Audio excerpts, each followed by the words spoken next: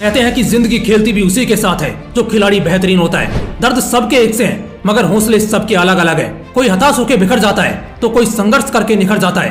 दोस्त, अगर तेरी भी जिंदगी में संकट के बादल छाए हैं और लग रहा है कि तुम्हारी जिंदगी के साथ कोई खिलवाड़ कर रहा है, तो याद रखना तुम कोई मामूली इंसान नहीं हो, क्योंकि तुम्हारी काबिलियत इतनी महान है कि इस खेल के लिए खुद ऊपर वाले ने तुम्हें चुना है। अब यह तुम्हारी जिम्मेदारी है कि तुम इस खेल को किस लिहाज से देखते हो और इसे खेलते हो।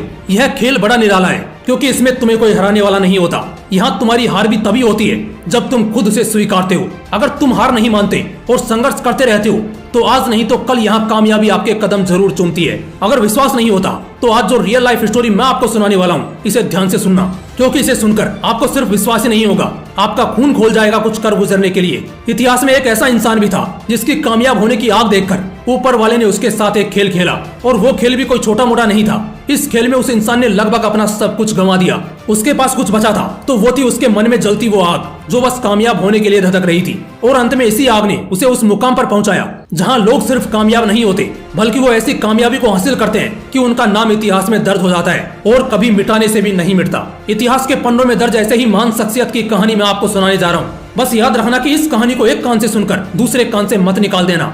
उसे अपने दिल और दिमाग में इस कदर बैठा लेना कि जब तुम्हें ऐसा खेल खेलना पड़े तब तुम इसी कहानी को याद करके अपनी जीत पक्की कर सको।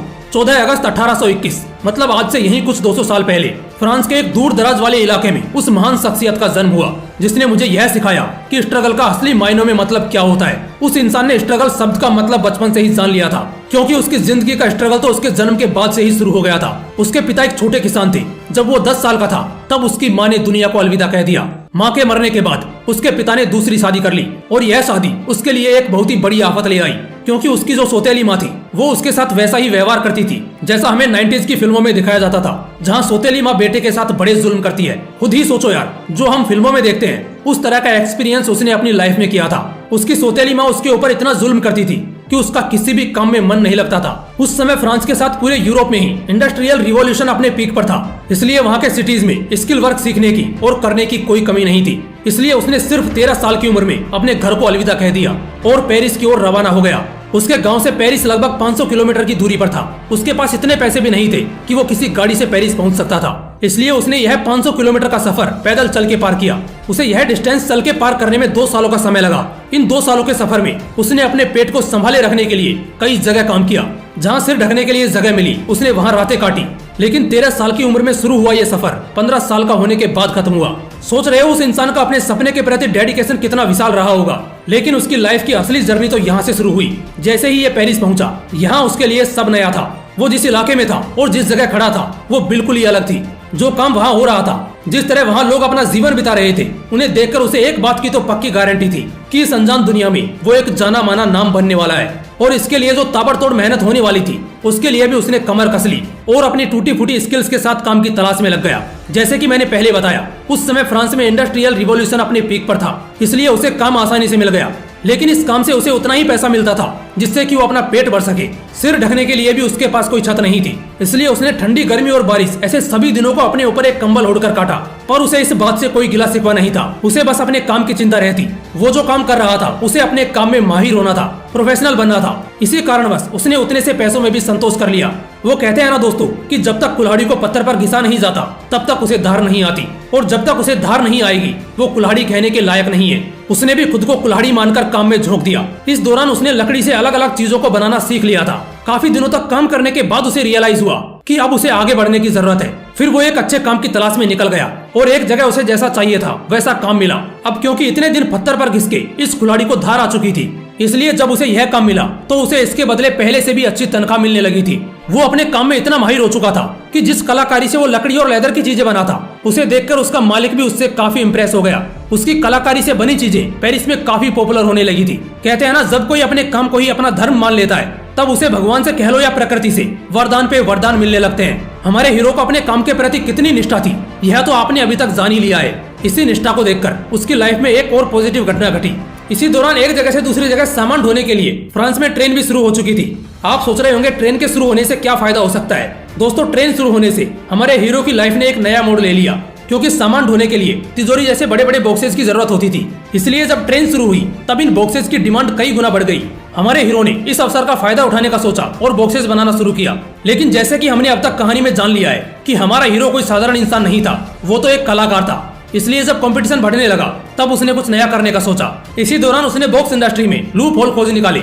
उसने पाया कि उस वक्त जो बॉक्सेस भर रहे थे वो ऊपर से राउंड होते थे, जिस वजह से एक के ऊपर एक बॉक्सेस को नहीं रखा जा सकता था। उसने ये भी पाया कि बॉक्सेस लेदर की बनी होती थी, इसलिए वो बारिश में भीगकर जल्दी खराब हो जाती थी। इसलिए उसने बॉक्सेस को फ्लैट बनाना शुरू किया और लेदर की जगह उसने कैनवास का यूज करना शुरू कर दिया, जो वाटर प्रूफ भी होता है और टिकाऊ भी।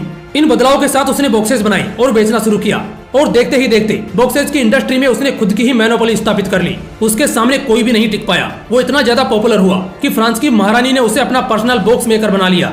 इसके बाद और भी कई शाही लोगों ने उससे ही बॉक्स बनवाना शुरू कर दिया। उसके पास अच्छा खासा पैसा जमा हो चुका था, इसलिए उसने अपना खुद का वर्कशॉप खोल लिया। उसकी कारीगरी का जादू पूरे फ्रांस में इस कदर छा गया था कि उसने कलाकारी के क्षेत्र में कई अवार्ड जीते। लेकिन ये जिंदगी का खेल है, इसमें कामयाबी मिलने के बाद भी संघर्ष रुकता नहीं, वो चलता ही रहता है। हमारे हीरो की जिंदगी में फ्रांसी पर्शियन वार ने एक नया संघर्ष शुरू कर दिया। इस युद्ध के दौरान फ्रांस में सब कुछ नष्ट हो चुका था, लेकिन इस संघर्ष के दौरान उसको अकेले संघर्ष नहीं करना था, बल्कि इस बार तो उसका पूरा परिवार उसके साथ था। जब युद्ध थमा और वो शहर वापस आई तब उनकी पूरी वर्कशॉप बर्बाद हो चुकी थी।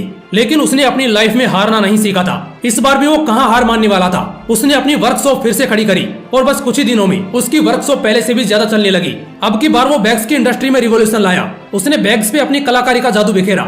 जिन बैग्स को कोई पूछता तक नहीं था, अब वो धड़ल्ले से बिकने लगी थी। आगे उसने ऐसी कई कारीगरियां करी और आम चीजों को खास बना डाला। उसकी वर्कशॉप अब एक बड़ी कंपनी बन चुकी थी। उसके प्रोडक्ट्स अब आसपास के देशों में भी बिकने लगे थे और देखते ही देखते एक छोटी सी वर्कशॉप से शुरू हुआ ये बिजनेस एक ग्लोबल ब्रांड बन गया।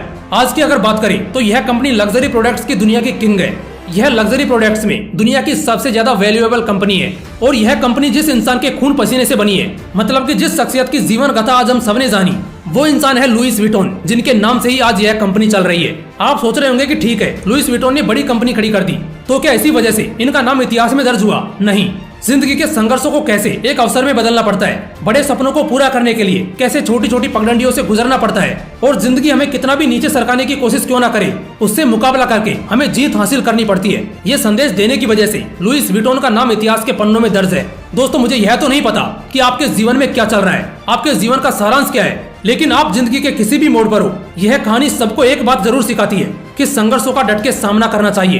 दोस्तों, कहानी सुनकर अगर आपके मन में भी कुछ हलचल हुई हो तो इस वीडियो को जितना हो सके शेयर कीजिए और आप अपनी जिंदगी में क्या हासिल करना चाहते हो कमेंट करके जरूर बताइए। बाकी आगे भी इसी तरह के मोटिवेशनल वीडियो सबसे पहले देखने के लिए इस मोटिवेशनल विंग्स 2.0 को जरूर सब्सक्राइब करें। फिर मिलते हैं अगली वीडियो में। जय हिंद, वंदे मातरम।